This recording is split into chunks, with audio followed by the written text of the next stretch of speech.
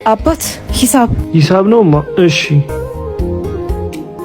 እኔ ጉዴ ዛሬ ተዋረድኩ። እሺ ጌታ አምጥቼ ልከፍል ነው። ይሄን ያለኝ እንደዛ አይሆንም። እባክህ በእናትህ ወይ ሌላ ቀን ላምጣልህ። እኔን ታስባርጅኛሽ ወይ ኃላፊውን ልጥራልሽና ይምጣ። ቦስ እዚህ ጋር ያለችው ልጅ ሂሳብ ጎሎብኛል እያለች ነው። ችግር የለውም እሺ እኔ አናግራታለሁ። እንዴ አንተ ነህ የዚህ ቤት ኃላፊ? ቆይ እንዴት ምን ነው ግር ያለች ትመስላለሽ? ቆይ አንተ የምትበላው የምትቀምሰው አተ እኛን እየለመንካል ነበር እንዴ? በአንተ እኮ ነው ሙድ ምን ይዘህ የነበረው። እሱ ያለፈ ነገር ነው ተይው። እሱን ስለ ወደፊቱ ብናወራ አይሻልም? ሀብት፣ ዝና፣ ሁሉም ነገር ኃላፊ እንደሆነ አልተረዳውም ነበር። አረ ኖርማል ነው። ቀለል አድርጊው። ደግሞ እኔ አልተከፋውብሽም። ያደረግኩን ነገር በመልካም ትመልስልኝ። አንተ እኔን በጸጸት ለመግዷት ነው አይደል?